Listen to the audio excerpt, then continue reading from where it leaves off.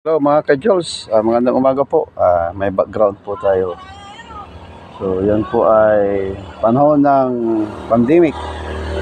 So may social distancing, yung 6 na metro na tayo ay hindi lalapit sa yan po ay panahon ng pandemic noon.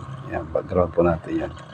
Actually, ang pag-usapan po natin ngayon ay tungkol sa ating pamilya, especially yung mga bagay-bagay na hindi natin alam sa bawat galaw ng ating mga mahal sa buhay. Pagkat ngayong panahon ay marami akong nakikita sa mga posts, hindi lang mga estudyante or mga teenager, kundi pati mga magulang po. So may nakita ako minsan na ang post niya ay tungkol sa kanyang problema. So nakikita ko doon na dumating sa punto na pagod na siya. So may time na may nakita rin ako nag-post na parang ang dating ay parang gusto niya magpahinga sa kanyang buhay. At parang to the point na gusto niyang wakasan ang kanyang buhay. Siguro magpapakamatay. At bilang tayo po ay kaibigan sa social media o kilala po natin, ay napakadaling mag-advise napakadaling sabihin na kaya mo yan, napakadaling sabihin na lumaban ka, pagsubok lang yan, manalangin ka. At siguro yung mga tao na talagang hindi nila nakayanan, mayroon yung bumibigay na ang kanilang pag-iisip ay nawawala, kaya po sila ay nasisiraan ng bait. Meron yung palakad-lakad, meron yung nakaupo na lang na gano'n lang, nakatulala. So marami po tayong alam na ganyan. Subalit ang advice po sa bawat isa ay yakapin po natin sila. Ang ating mga mahal sa buhay, hindi natin alam ang kanilang nararamdaman, hindi natin alam kung ano yung nasa puso po nila. At napakagandang advice din sa atin ay yung alamin or maging matyagan natin kung ano yung mga kilos nila, mga problema pala sila, at kausapin po natin sila. At pakiramdaman, yun ang magandang term doon, pakiramdaman po natin sila. Kasi hindi natin alam po.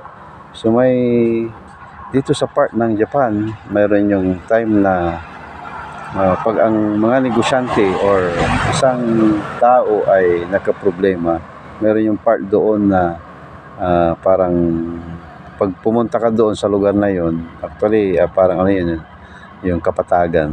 Pag pumunta ka doon sa lugar na yon, ay asahan mo na hindi na sila makakabalik.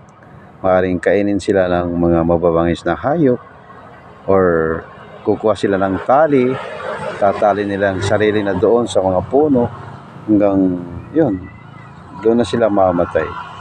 So yun yung kabiguan.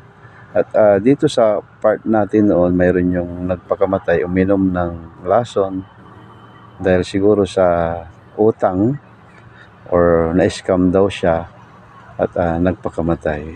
At may mga kilala rin tayo na kinikitil nilang buhay nila. So bakit hindi po natin sila dapat i-judge? Kala ko nasa simbahan ako, titinda pala ng ice cream. So may mga time na i-judge po natin sila. Subalit hindi po natin alam kung ano yung naramdaman nila bago nila gawin yung isang bagay na yan. Kaya ang advice po sa atin ng ating Panginoon ay lahat po ng burdens po natin ay ibigay natin sa ating Panginoon. At siya na pong bahala. Magtiwala ka sa Kanya at maging kalmado. At siyempre, sundan mo yung mga palatuntunan ng ating Panginoon. Mga bagay-bagay na gusto niyang mangyari, at matatanggap mo yung kasagutan po. Huwag mong sarilinin ang problema. So, isipin po natin na talagang itong word na to, itong lugar po natin ay hindi perfect na lugar.